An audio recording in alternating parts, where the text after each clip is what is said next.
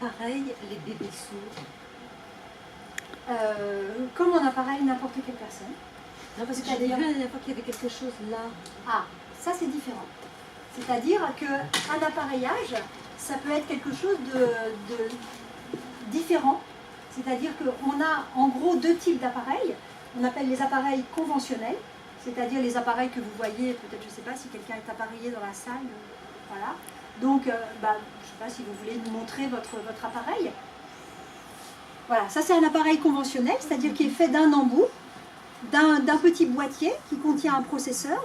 Et donc sur le processeur, il y a un micro qui capte les sons. Le processeur va traiter l'information auditive pour la préparer à l'audition de cette personne. Et dans le petit embout qui est mis dans le conduit, on a un émetteur. Donc l'émetteur va émettre à proximité du tympan le son qui a déjà été traité pour que l'oreille de cette personne puisse traiter plus facilement l'information. Donc ça, c'est l'appareillage conventionnel, on dit par voie aérienne. C'est-à-dire qu'en gros, on prépare le son, on modifie le son, mais ensuite l'oreille, elle travaille normalement. Et il y a des appareils nouveaux qu'on appelle les implants cochléaires.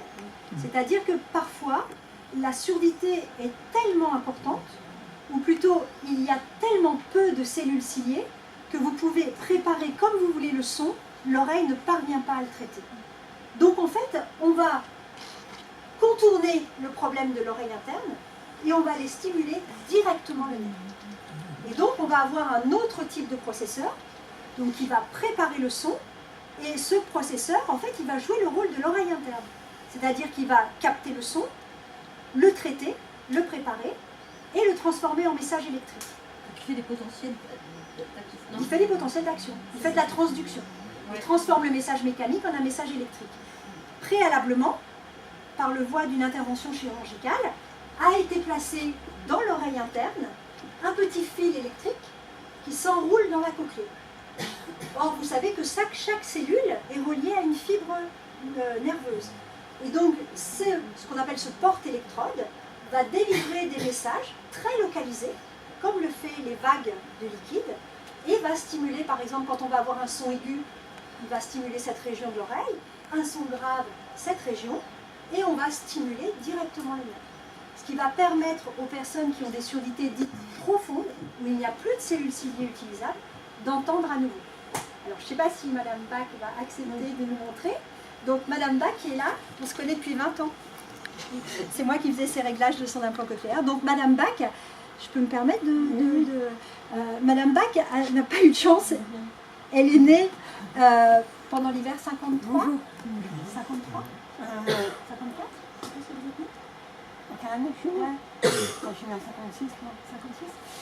Elle est née prématurée, à une période où il faisait extrêmement froid et il y avait des couveuses qui n'étaient pas très efficaces. Et malheureusement, une des conséquences de la prématurité, des naissances un peu difficiles, c'est la fragilité des cellules nerveuses et notamment les cellules de l'audition. Et donc, elle, bébé, elle a perdu ses cellules de l'audition. Et donc, elle a été appareillée de manière conventionnelle, mais le gain qu'on pouvait lui apporter ne lui permettait pas de traiter l'information de la parole, notamment. Elle entendait des choses, mais la parole, non. Et donc, elle a été une des pionnières à Strasbourg, une des premières qui a bénéficié d'un implant cochléaire. C'est-à-dire qu'elle a eu une opération, on a ouvert donc, la peau au-dessus de son oreille, on a creusé l'os, on a fait entrer ce petit câble électrique qui s'est enroulé dans sa cochlée, et puis on a tout refermé. Et puis quelques semaines plus tard, on a adapté, donc c'est une transmission transcutanée, il n'y a rien qui sort de sa tête, quand elle enlève son appareil on ne voit rien. Et elle a, donc si vous voulez bien nous montrer votre... Ouais, voilà. Et donc je pense que c'est de ça dont vous parlez. Oui. Donc elle a ce qu'on appelle une antenne qui est reliée à son processeur. Donc le processeur traite l'information sonore à partir de ce que le micro capte. Le processeur transforme le son en un message électrique qui est transmis via l'antenne au travers de la peau à un récepteur qui est sous la peau et de ce récepteur part un petit câble électrique qui est enroulé dans sa cochlée. Et donc on va mettre des réglages dans son processeur pour qu'elle réentende toutes les informations sonores, notamment de la parole. Et donc ce qui lui permet d'entendre quasiment tout. Oui, parfois du bruit un peu désagréable. Le problème, c'est que quel que soit le perfectionnement d'une prothèse, ça ne remplace jamais l'oreille. C'est ça, c'est-à-dire qu'on reste malheureusement sourd mais un sourd qui vit, elle vit toute seule, je veux dire, elle est bénévole dans une association, enfin, elle a une vie tout à fait normale. Moi, ça m'a changé la vie quand même. Oui. Moi, en général, je me sens beaucoup mieux que la bière. Il faut les deux, surtout quand il y a du bruit, du monde. Autrement, je sors beaucoup, j'aime bien, autrement qu'avant, je suis plus vivante aussi. Quand on s'est rencontrés il y a 20 ans, donc elle n'avait pas son implant cochléaire, à part écrire, on ne pouvait pas communiquer. Il n'y avait aucun message. Alors, elle est très forte en lecture labiale, mais tous les sons de la parole ne sont pas transmis par la lèvre. Hein, donc, c'est quand même... Et puis, dans la vie, par exemple, quand je suis là, comme ça, elle ne peut pas faire de la lecture labiale. Pour faire de la lecture labiale, il faut toujours qu'on soit en face à face. Donc, ça rend... Bon, le plus dur pour l'instant, c'est la rééducation, très long. Parce que moi, je fais beaucoup les conseils, parce que je remets tout le monde attention. Le dernier T, ça se prononce comme si c'était un S. Et moi, je disais, j'ai appris le mot, l'alphabet, quoi, ABC, tout ça. Mais les mots, si c'est pas comme ça, je parlais très mal. Parfois, il y a que des mots, je sais pas, je dis à quelqu'un que je connais bien, comment qu'on le dit, quoi. Mais pour la télé, il me sert beaucoup le sous-titrage. C'est un sous-titrage. Le téléphone, j'arrive pas bien. Alors, Madame Bach a été implantée à l'âge adulte, c'est-à-dire qu'elle a vécu toute son enfance, toute son adolescence, toutes les premières années de sa vie en situation de surdité. Donc elle a développé le langage oral, ce qui est assez exceptionnel au vu de son audition, mais elle, comme nous, elle a des habitudes de parole que malheureusement, elles sont tellement ancrées dans son cerveau que c'est très difficile pour elle de corriger. Elle a vraiment amélioré, vous parlez vraiment très très bien. Mais depuis que je suis à Strasbourg, ça va mieux. Alors, je suis plus stressée. Bon, j'ai beaucoup d'amis ici, parce que moi, je vais vers les gens. Ça, pour moi, j'aime bien voir du monde, pas quand c'est trop bruyant. Enfin, le cinéma, des fois, c'est fort. Parce que là, j'ai 4 programmes, je programme 1. Mais c'est toujours le bruit qui prend le dessus, comme la vidéo ici. C'est ça. Et des fois, il y a des bruits qui sont désagréables. Et les réglages aussi, ça change beaucoup, parce que chaque fois, j'ai obligé de... Il faut quelques jours pour... ça change le bruit, c'était comme avant, c'est plus pareil. Mais il faut que je m'habitue. Et alors, pour répondre à votre question, un bébé, par exemple, chez qui on fera un diagnostic de surdité profonde, on va commencer par un appareillage conventionnel. Et si on voit que l'appareillage conventionnel ne permet pas à cet enfant d'entendre les sons de la parole, on va pouvoir prendre, éventuellement, avec ses parents, la décision de l'implant cochléaire. Mais le éventuellement est très important.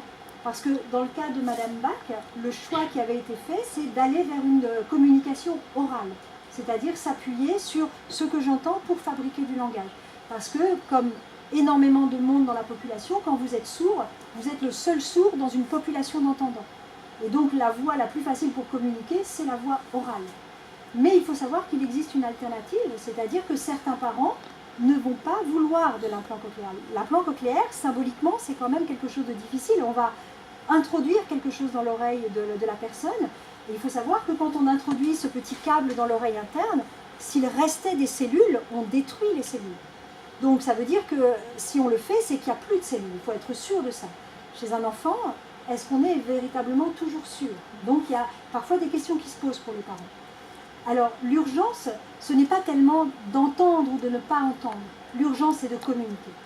C'est-à-dire que quel que soit le problème de l'enfant, ce qu'il faut, c'est que les parents s'adaptent à lui pour mettre en place un système de communication qui soit efficace. Soit par l'aide acoustique et le support de la parole, soit en mettant un autre mode de communication en place, c'est-à-dire la langue des signes. Et donc à ce moment-là, eh bien, on va communiquer avec cet enfant et on lui donne la possibilité de se développer exactement comme un autre enfant, c'est-à-dire d'abord avec la langue des signes. Sa langue première sera la langue des signes. Bien entendu, le but second, c'est à partir de cette langue des signes d'apprendre la langue orale. Mais ce qui est urgent pour un enfant, c'est de posséder un langage, quel qu'il soit.